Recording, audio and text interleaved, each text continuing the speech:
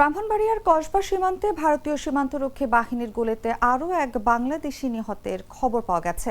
এ পর্যন্ত দুজন নিহতের খবর পাওয়া গেল। শুক্রবার গভীর রাতে উপজেলার গোপীনাথপুর ইউনিয়নের পাথুরিয়াদার সীমান্তে গুলির ঘটনা ঘটে।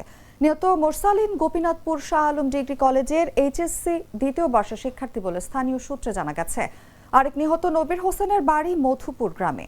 দুজনের মরদেহ আগরতলার জিবি হাসপাতালে রয়েছে বলে পারিবারিক সূত্র জানায়।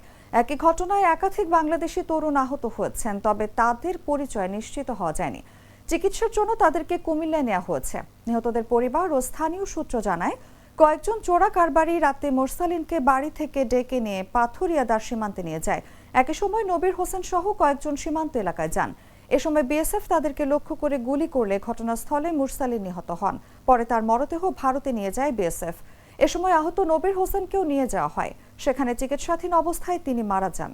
বিজিবির ৬০ ব্যাটালিয়নের অধিনায়ক লেফটেন্যান্ট কর্নেল শরীফুল ইসলাম বিষয়টি নিশ্চিত করে জানায়, নিহত দুজনেই চোরা চালানির সঙ্গে জড়িত ছিল বলে জানা গেছে। বিজিবি এরই মধ্যে বিএসএফ এর সঙ্গে মরদেহগুলো দেশে নিয়ে আসার বিষয়ে কাজ করছে।